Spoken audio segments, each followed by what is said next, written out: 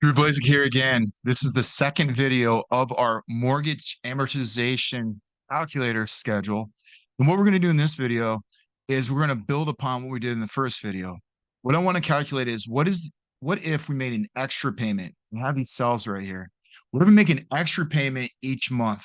That's a dedicated commitment that you get a loan, and you say, I'm going to put $100 every single month for the life of the loan. Also, what if you decided, because you had a great month, that you got a bonus and you just want to put $500 in the third month? Say the third month, I want to put 500 bucks down. How does that change our calculator? Okay, before we get started, what I want to do here is I'm going to go hit the home screen, or I'm sorry, the view screen, and there's something called freeze panes. And what I want to do is I'm going to hit that 300,000. And then I'm gonna hit the freeze panes, and then I'm gonna hit that top one. And what this is gonna do, it's gonna freeze the top. So every time I scroll down, I'm always gonna see our calculated fields. And if I go to the right or to the left, always gonna show the months. So that's real important. Okay. So you go to view and then freeze panes. All right, so now we can enter in our new calculation. Let's go to the first month. So what we want to do is hit this real quick. What we want to do is the ending balance is the beginning balance minus the principal payment. So what I want to do here is, what if I put an extra payment per month just for that specific month? Or what if I want to put an extra payment each month, commitment dedicated for every single month for the life of the loan? So what we're going to do is the ending balance would change. So I'm going to subtract out the extra payment in a specific month. Also, I'm going to subtract out if I make a commitment every single month for the life of the loan. Now, if you make that, you're subtracting out this committed payment every single month, you have to put a dollar sign in front of that 7. That tells us that if we drag that down calculation, whatever value you hit there, it will subtract that value. So that'd be every single month committed value. And also you could put an extra payment right there. Okay, so what we have to do, this is correct. I'm going to look at the different values just to make sure the principal amount doesn't have to have a dollar sign, because the video before we did that adjustment in the second month. And let's just go through this. The interest payment's correct. It's the interest, periodic interest times the beginning amount. And I have a dollar sign there. The payment is correct. I have a dollar sign in front of the payment. So we got to make sure that's done. And then the beginning amount. The beginning amount is going to be a little different. So what I'm going to do is let's drag this down. It's going to be incorrect, but we have to have that for that first payment. I'm going to drag that down. And this is where it's incorrect, because the beginning amount in the first month is the amount borrowed. And now the beginning amount in the second month is the beginning amount in the ending balance of the first month.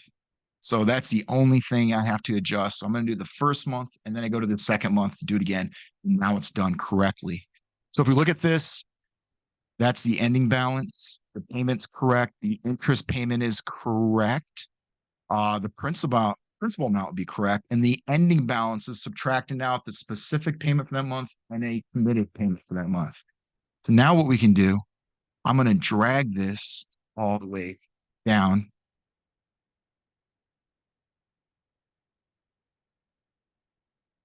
Okay, and then if I scroll all the way back up, I can make a committed payment of $100 every single month, life alone, and it automatically adjusts things. I can make a specific payment of $100 in the, was that fifth month, and it automatically adjusts everything. However, we did calculate, one of the things that we did calculate was the total interest paid, which is the sum of all interest payments. But I want to show this. Let's make it $1,000 per month. I want to show how this does affect things. So I'm going to go back up to sum. I'm going to sum up all the interest payments. Hit enter. The interest payment should be positive. That's how we had it. It's a negative 546. It's not going to calculate it correctly because, let me show how this works. Look at the interest payment. It's negative because we paid off the mortgage in, let's scroll all the way up. It's going to get close to zero. And you can see we paid off the mortgage. Look, we owed $2,755 in the 148th month, but we paid $2,112.04 plus an extra $1,000.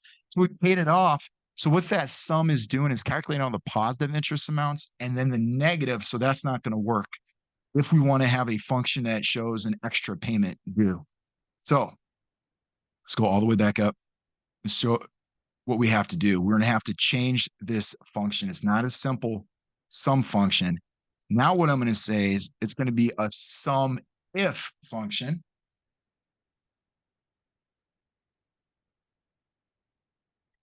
I'm going to select that. Now it's asking, what is the range? And the range is going to be all the interest payments. So I'm going to highlight that. Then I hit comma. Next, it's asking, what is the criteria? In other words, what is the if? I want some values if it's greater than zero. In other words, I want all interest payments calculated that has a positive interest rate or a positive interest amount because that shows I still have a mortgage. Once it hits negative, it means the mortgage is already paid off. I don't want those values calculated, so I want it greater than zero. You have to put quotation marks in front of it for it to work. And then the next one is the sum range. What are we actually calculating? So what we're going to calculate, I'm going to calculate all the interest payments. So the sum range and the range is the same thing. Control Shift, hit up. And I want that to actually be 360. I did that wrong. See how it's on the interest amount, the actual wording. I want that in F7 or F9, and then I think it'll do it correctly.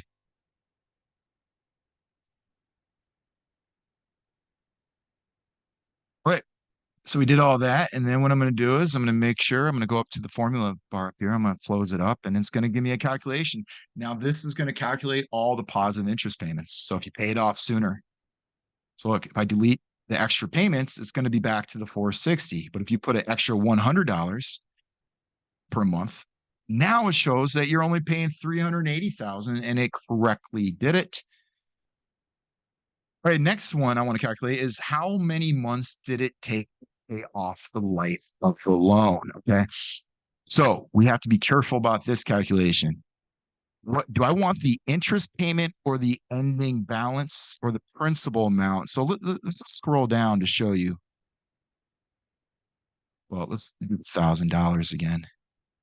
Happens much quicker.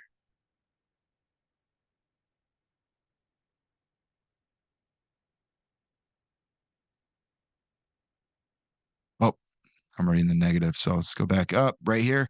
So what I'm looking at is by the 148th month, we actually pay off the life of the loan. That's the last payment due, the 148th month, because in the 149th month, we're paid back $91. So what I want to know is how do we calculate how many months did it take to pay it off? So I'm going to say equals, it's going to be a SUMIF again. Okay, before we get to that point, I'm going to show you what I did before the video was I had months. And then I have something over here. I did every month to equal one. Okay. And there's a reason for it. What I did was I did 1, 2, 3. I did 3 different months. I highlighted those. I dragged it down and it knows the pattern, which is just one each time. And then it put it there. So in the SUMIF function here, I'm going to say equals. What is the range? This isn't what we're calculating, but the range of positive value is going to be the ending balance. So I'm going to highlight the ending balance. So it's saying the range of those values, and I'm going to hit comma. Now it's saying, what is the if? The if is, I only want that if those values are greater then 0, and then I make comma. And then what am I trying to calculate? What it's going to do is every time that range is positive, the next cell's over, and that's why I have the ones. It's going to calculate Control Shift up all those months, 148. So again, let me recap what I did there. I said, if the ending balance is positive, and then I said the criteria is if it's greater than 0. So that means we still owe something. I want this column all calculated up. And it's just going to calculate each one, 1, 2, 3, 4, 5, 6. So it calculated 148. So now it's going to properly show you, what if we put only a $1,000 payment in the first month? And it'll show you, do we pay it off sooner? Yes, we paid off 5 months quicker if you put $1,000 in that first month.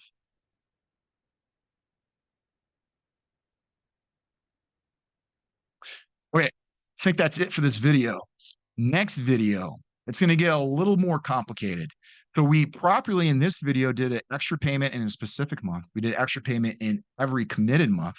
And then we calculated in our cells, what is the total interest paid, SUMIF function, and how many months did it take to pay it off?